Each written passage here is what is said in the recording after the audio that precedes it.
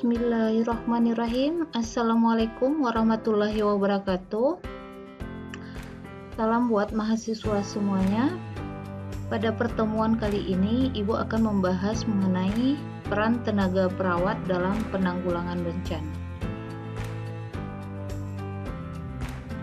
Di sini, fungsi dan tugas perawat dalam situasi bencana dapat dijabarkan menurut fase dan keadaan yang terjadi saat bencana. Dapat kita lihat siklus manajemen bencana. Nah, di sini kita lihat bahwa yang perlu diingat, siklus manajemen bencana itu ada 3, yaitu prabencana atau sebelum bencana, kemudian saat bencana, kemudian yang ketiga pasca bencana atau setelah terjadinya bencana. Ini ada 3 ya. Jadi peran perawat itu sendiri dilihat berdasarkan siklus dari manajemen bencana itu sendiri. Nah, yang pertama, peran perawat di fase prabencana. Nah, ini peran perawat sebelum terjadinya bencana ya, dalam keadaan normal, keadaan biasa ya. Di sini perawat berperan yaitu mengikuti pendidikan dan pelatihan bagi tenaga kesehatan dalam penanggulangan ancaman bencana untuk setiap pasiennya. Ini seperti mahasiswa semua yang lagi mengambil mata kuliah ini termasuk peran perawat, yaitu di fase prabencana, itu mengikuti pendidikan ya, pelatihan terhadap penanggulangan bencana itu sendiri.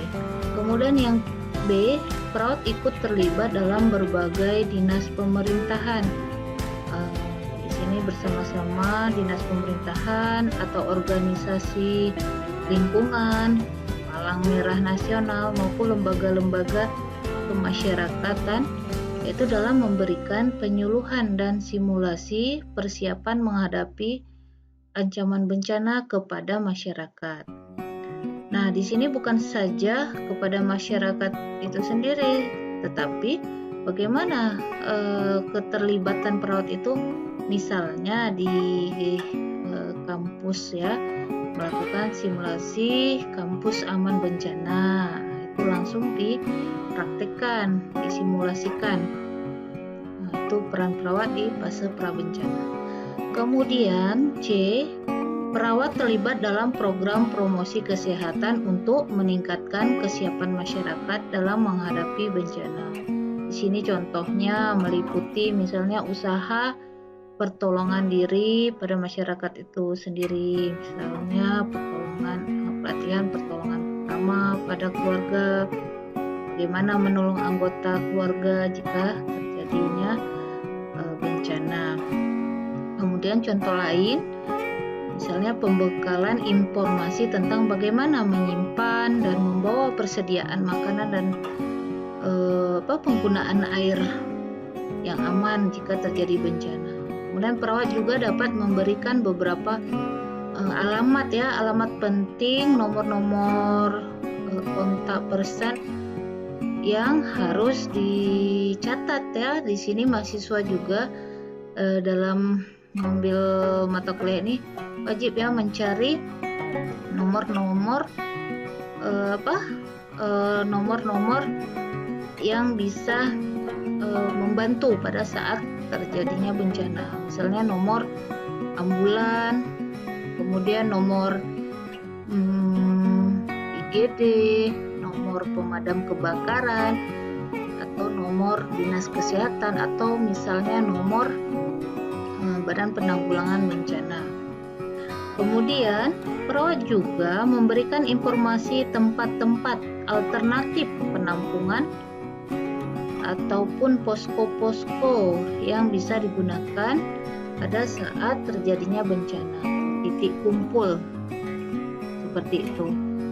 Kemudian memberikan informasi tentang perlengkapan apa saja yang harus dibawa, misalnya saja masyarakat sudah ada tas yang siaga gitu, yang tas siaga atau peralatan penting yang harus dibawa pada saat terjadinya bencana. contoh yang sangat sederhana, misalnya senter ya, atau jas hujan, ataupun yang paling berharga itu dokumen-dokumen yang harus ditempatkan pada posisi yang mudah terjangkau atau mudah diambil. Dan bisa juga perlengkapan lainnya, misalnya tas siaga bencana yang dalamnya memang sudah ada obat-obatan P3K di situ di dalamnya yang sangat sederhana seperti ini. Kemudian yang kedua, itu yang pertama tadi sudah peran perawat pada fase pra bencana. Kemudian yang kedua, peran perawat pada fase atau saat terjadinya bencana. Di sini Ibu mencoba memilahnya ya, karena ada beberapa tempat atau dalam kondisi posisi perawat itu sendiri. Yang pertama ini 21 ya. Yang pertama, peran perawat itu di rumah sakit yang terkena dampak bencana. Di rumah sakitnya bagaimana perannya. Kemudian yang kedua, peran perawat itu jika berada di pusat evakuasi. Yang ketiga, bagaimana peran perawat di klinik lapangan. Yang keempat, bagaimana peran perawat di lokasi puskesmas. Kemudian yang kelima, bagaimana peran perawat di dalam posko pengungsian atau posko bencana. Ini secara umum ya, peran perawat dalam keadaan darurat. Secara umumnya sekali, biasanya pertolongan pertama pada korban bencana. Bencana dilakukan tepat setelah sampai stabil. Setelah bencana mulai stabil, masing-masing bidang tim survei mulai melakukan pengkajian cepat terhadap kerusakan atau sering disebut rapid health assessment. Begitu juga perawat sebagai bagian dari tim kesehatan. Di sini tugas perawat juga ada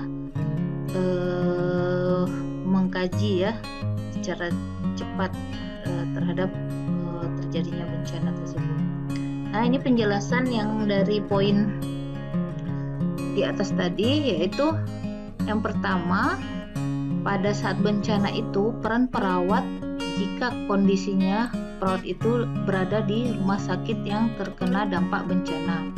Itu menurut ICN tahun 2009 itu perawat itu perannya itu sebagai manajer.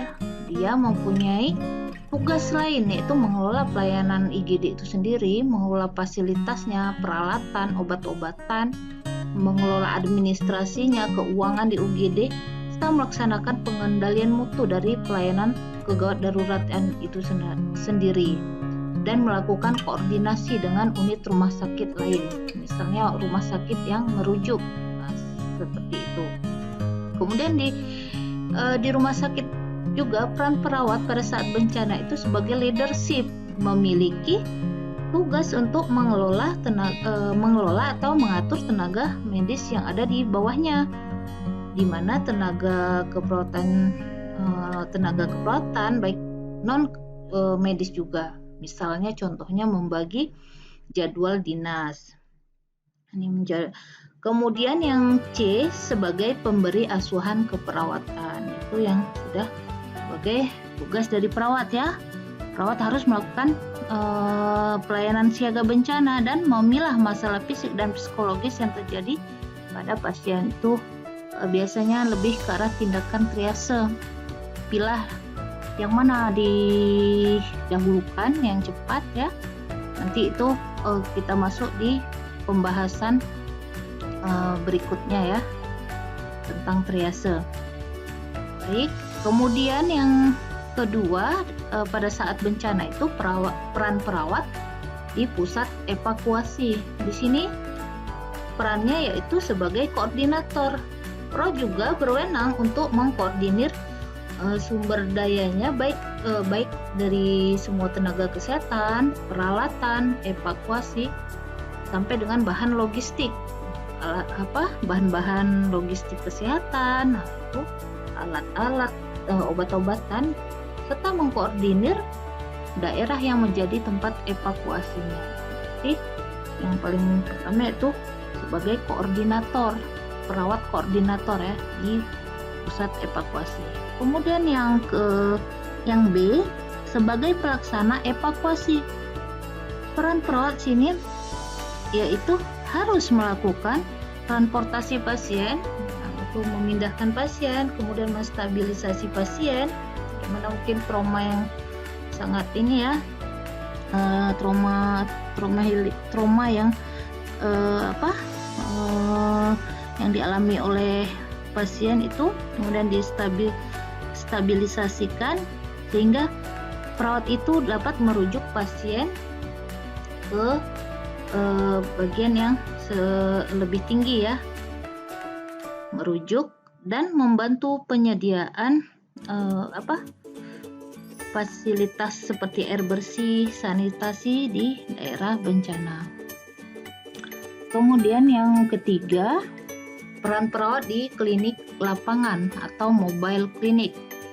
Di sini peran perawat di klinik berjalan itu yaitu biasanya melakukan triase, juga penanganan trauma, perawatan emergensi, perawatan yang sifatnya akut, kemudian pertolongan pertama, serta mengkontrol infeksi dan pemberian suportif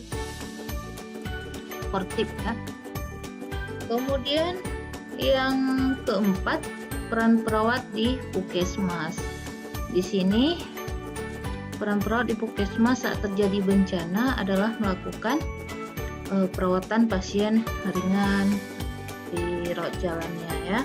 Kemudian pemberian obat ringan serta merujuk pasien. 5.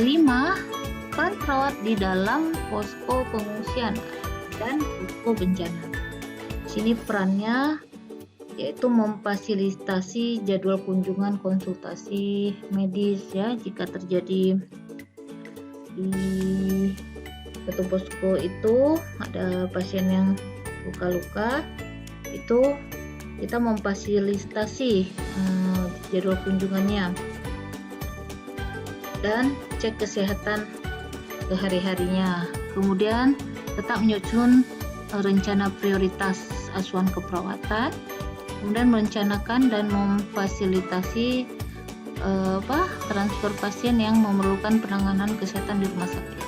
Membantu bagaimana memfasilitasi agar pasien dapat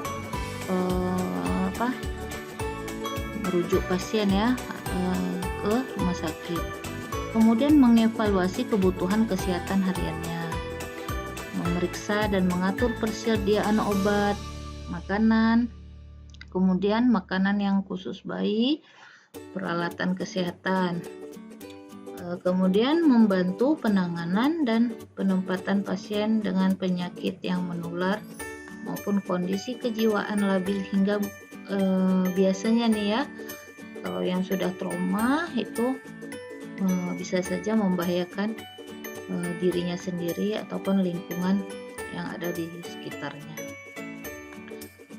Itu tadi peran perawat pada fase saat bencana. Nah, di sini yang ketiga, secara garis besar perawat juga berperan pada fase pasca bencana. Pada pasca bencana, setelah bencana, biasanya pasien atau masyarakat itu mempunyai suatu keadaan yang psikisnya ya tertekan, baik itu misalnya ditinggal keluarga, meninggal dunia, atau kehilangan harta benda. Itu biasanya pasien-pasien itu atau masyarakat itu tekanan mentalnya sangat labil. Jadi fungsi perawat di sini yaitu bagaimana membantu membangkitkan kembali ya semangatnya agar gejala trauma dapat dikendalikan. Kemudian di mana jika gejala trauma itu flashback ya, teringat kembali, biasanya itu mimpi ataupun peristiwa yang mengingatkan akan kejadian bencana itu, disinilah peran perawat bekerja sama dengan profesi lain, misalnya seorang psikolog itu mencoba untuk mempercepat masalah fase pemulihan terhadap psikisnya atau psikologisnya. Itu peran perawat pada fase pasca bencana. Nah, demikian video pembelajaran ini tentang peran perawat dalam penanggulangan bencana. Baik, mudah-mudahan bermanfaat. Ibu tutup. Wabillahi taufiq wal hidayah. Assalamualaikum warahmatullahi wabarakatuh.